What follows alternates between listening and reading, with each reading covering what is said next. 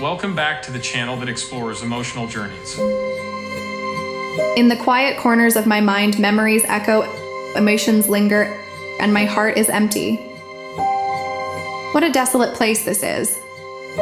Devoid of words, silence has replaced our love, bond, life. We are strangers, and I don't understand how this happened, or when.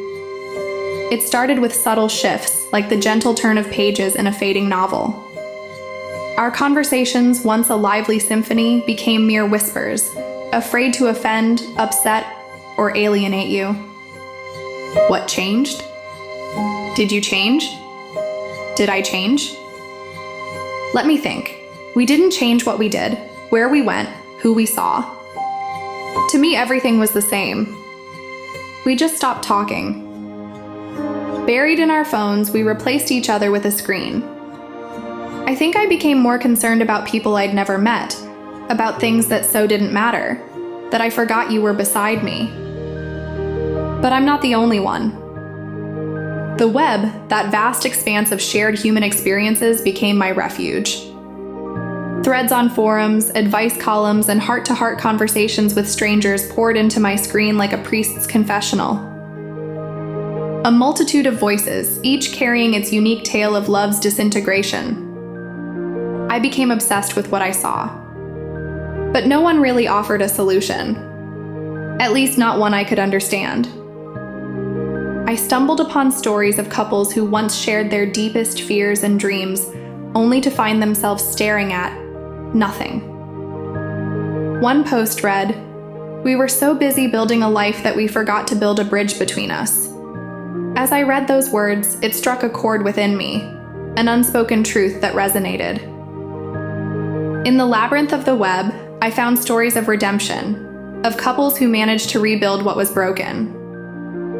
A tale emerged of a husband and wife who, in the quiet of a weekend retreat, rediscovered the forgotten art of listening. We decided to create a sacred space for our words to dance freely, one commenter shared, offering a glimmer of hope. Yet the quest for answers continued, and I dug deeper. I discovered stories where the silence had become an impenetrable fortress, leaving love in ruins. One thread spoke of two people who once were in each other's arms so much, yet found themselves standing on opposite sides of an insurmountable divide, just half a meter wide. "We don't talk anymore, and I don't know how to fix it," the author confessed. Yes. As my mind swirled with these narratives, I couldn't help but reflect on my own journey. How did we let our words become casualties in the war of indifference? Could we too find a path back to each other, or were we destined to wander in the cold abyss of silence?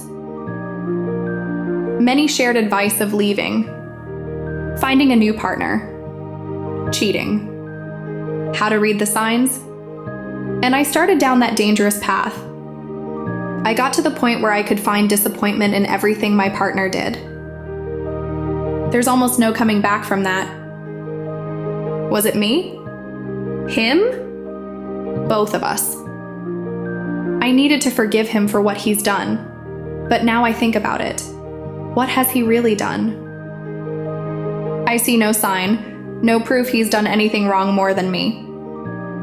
The online voices continue to guide me, offering perspectives that both soothed and shook the foundations of my understanding.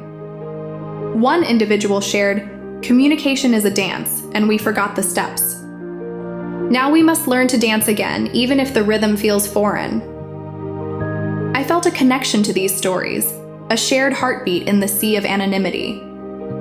It was as if these digital confessions were pieces of a puzzle, scattered across the virtual landscape, waiting to be assembled into a mosaic of shared experiences. As I navigated through these stories, a realization dawned. The answer was the universal language of empathy. It was about the collective struggle of rediscovering the nuances of connection, of bridging the gaps that silently widened, of listening to, appreciating, and understanding the other person. What was that expression my grandfather used to say when I was a kid? Walk a mile in my shoes? I always thought that was a silly thing to say, but now I'm starting to understand it. If I mentally get in my partner's shoes, his thoughts, perhaps I can see his perspective, and that will allow us both to understand each other more, again. In the end, the journey through the stories left me standing at the crossroads of my own narrative. The question lingered, but the stories of others became lanterns illuminating the path forward. We don't talk anymore. How did we get here? What can we do?